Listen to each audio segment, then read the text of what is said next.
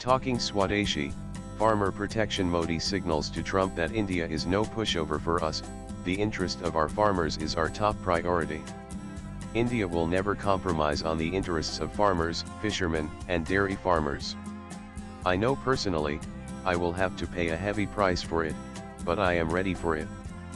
Prime Minister Narendra Modi's address at the MS Swaminathan Centenary International Conference in New Delhi is a strong message being sent to US President Donald Trump, who has used tariffs to try and cower India into submission. What the US President has not realized is that unlike America's European allies or Japan, India is no pushover. It will not be bullied into opening critical Indian sectors for foreign goods. Modi leads a country of 1.4 billion people, of which 110,146.5 million are farmers, contributing 20% to the GDP. Nanan Modi's address at the Dr. Swaminathan Centenary was not a cogitatio solemn on Trump and tariffs. On August 2, on his home turf of Varanasi, the Prime Minister had also made a pitch for India's retailers to sell Swadeshi, a rare departure from his usual calls for Make in India, Atmanirbhar Bharat, and Vocal for Local. By invoking the idea of Swadeshi, Modi was signaling that he was willing to take the path of Gandhi. It was a calibrated message for not just consumers and traders, but also policy pundits that India would not hesitate to draw firm lines when it comes to industrial and trade policies. Modi's responses to Trump elevate him into a class of his own. There are not many who can personally stand up to the classroom bully diplomacy that the Trump administration seems to have a penchant for. India had started the pushback right since the first 25% tariffs were announced. May released a statement that obliterated the claims and justifications used by Trump on a key ally like India. Rebuked, and later scorned by India's absolute refusal to kowtow, Trump has doubled down by pushing more tariffs. But his ability to instill fear is overrated now. Nanan other countries have also started taking a page out PM Modi's book on strong messaging. A major friend of India, Brazilian President Luiz Inácio Lula da Silva, has also delivered a public rebuke of Trump by saying that no matter what, he will not pick up the phone and call the US president to negotiate on tariffs. Brazil has also been slapped with 50% tariffs. India and Brazil complete the consortium of BRICS that has the potential to take on the US, and change the geopolitical, global trade dynamics completely. What happens onward from this moment will be a lesson for all states looking to defy the US president. If it puts its mind to it, BRICS can upend the hegemony of the dollar completely. After everything, Trump certainly did something that no US president had done before: alienated almost all US allies and banded together its adversaries. India was one of the very first nations to come to the table on trade negotiations with the US after Trump had announced a baseline 10% tariff with a grace period for world leaders to negotiate better trading terms. Despite the negotiations, despite India's proactiveness, Trump's belligerent decision to impose tariffs is nothing short of neo-imperialism. Nanan Modi's defiant message to Trump, revolving around Swadeshi and farmer protection, is backed with economic realities which demonstrate India's ability to withstand and counter US trade pressures. For over a decade, growth, scale, and self-reliance has become part of India's growth story. However, under threat of global protectionism, and a fragmenting world order, Modi is making a pivot, repositioning India's economic sovereignty as both policy and cultural commitment. Every new item entering our homes must be Swadeshi. When Modi called for Swadeshi in Varanasi, it was an appeal of a different kind.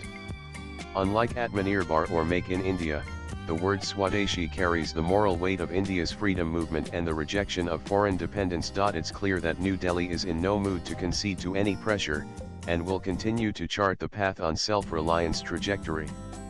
When Modi followed up with an appeal to the country's retailers to pledge to sell only Swadeshi goods, it also was a clear message that he is willing to use the weight of India's huge consumer market as a defensive shield. Swadeshi also underlines that India, which is in the middle of trade negotiations with the EU and GCC, is also willing to move away from the trade relationship with the US if need be. The call for Swadeshi is backed by $967.3 billion in actual negotiating tools. India has 623.8 billion in alternative trade partners to redirect trade flows, 200 billion in government procurement which can favor domestic companies instead of US companies. The government also has 93.5 billion in GDP contribution from the agricultural sector value of production, and 50 billion in import controls which could be deployed. Another key reason for the Swadeshi push is also to plug strategic vulnerabilities. This is not the first time Trump has imposed tariffs on Indian goods. In his first term, he slapped 25% tariffs on steel and 10% on aluminum from India, and then revoked India's Generalized System of Preferences (GSP) status, affecting 5.6 billion in Indian exports.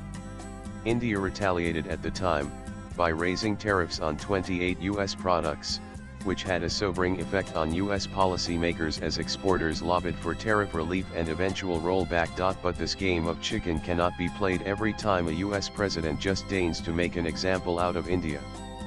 And this is where the call for Swadeshi comes into effect. The call to stand up for farmers, even if it comes at a personal cost, as Modi stated, also comes from the will to protect India's agriculture and food security.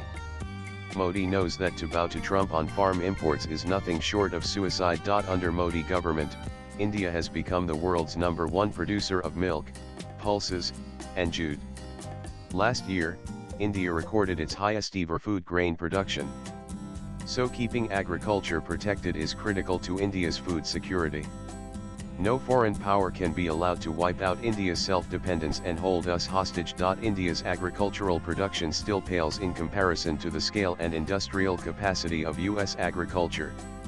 The average farm size in India is just 0.74 hectares compared to 187 hectares in the US.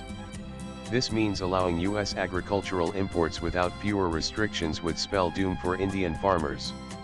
Returns on agricultural products in India are already razor thin. Exposure to cutthroat competition from the Americans could trigger farm failures, debt defaults, and rural unemployment that can destabilize rural India. There is an argument that US goods cannot match the price point of domestic food production in India. But a simple look at almonds shows us this is untrue. US almonds have largely replaced Kashmiri almonds. Kashmiri almonds now account for less than 3% of the market, whereas US almonds secured market dominance due to aggressive marketing and more efficient logistics. Therefore the message from the PM, at Dr. Swaminathan Centenary Conference, is that the welfare of farmers remains the utmost priority for his government. And that India is determined to move forward to the next frontier in food security. The recent FTA with the UK was a prime example of how India puts farmers first. Key products like cheese were kept off the scope primarily to protect the interests of dairy farmers. The Modi government has been at the forefront of direct support for small-scale farmers, whether it be through the PM Kisan scheme, crop insurance, or cheaper, quality seeds and fertilizers. The creation of 10,000 farmer-producer organizations (FPOs) has strengthened the collective power of small farmers too. Nannies, there is a trade imbalances with the US, and it benefits India currently. However, the 45.8 billion trade surplus means it's the US which needs Indian goods more. Trade deficit has grown 5.9% YoY, which showcases America's increasing dependence on Indian exports. This essentially means Trump's tariffs essentially are economic self-harm. Any escalation, such as the one going on right now, hurts America's access to critical Indian products like pharmaceuticals. Indian companies supply 40% of America's generic drug market. Their prices in the US will go up. India, on the other hand, is now an indispensable link in the global healthcare supply chain. It exports pharmaceuticals to over 200 countries. It can easily find new markets.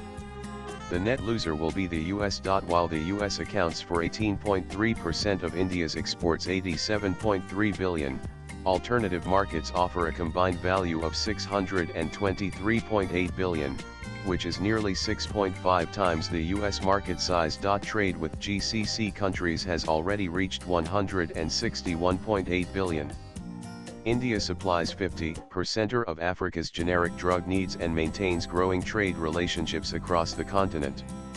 India's trade with the EU reached 135.3 billion in 2024, with India maintaining a 16.55 billion surplus. Despite a trade deficit with ASEAN countries, bilateral trade reached 121 billion in 2024, growing 5.2% in the April-October 2024 period. Lowering trade barriers with ASEAN would allow Indian manufacturers to access cheaper raw materials while expanding market access for finished goods, which can essentially replace the US market in size and capacity. Trump's tariffs can also blow away lucrative defense deals for the US. There are already murmurs about India rethinking the P-8 aircraft deal. The US is keen on bigger deals like a proposed sale of F-35 jets, co-production of Javelin missiles and Stryker combat vehicles. All of these could be soon in jeopardy. Combined with India's focus on Swadeshi and the Make in India pitch with partners like France, Israel, and Russia, this could mean the loss of a big defense market for American hardware. Swipe left for next video. Trump's classroom bully diplomacy would have worked when America held overwhelming economic leverage. But not in today's multipolar world where the US is no longer the only dominant player. In his own way, the PM is telling Trump, go on, levy your fines, your sanctions, and your tariffs, India will not budge. Latest blogs.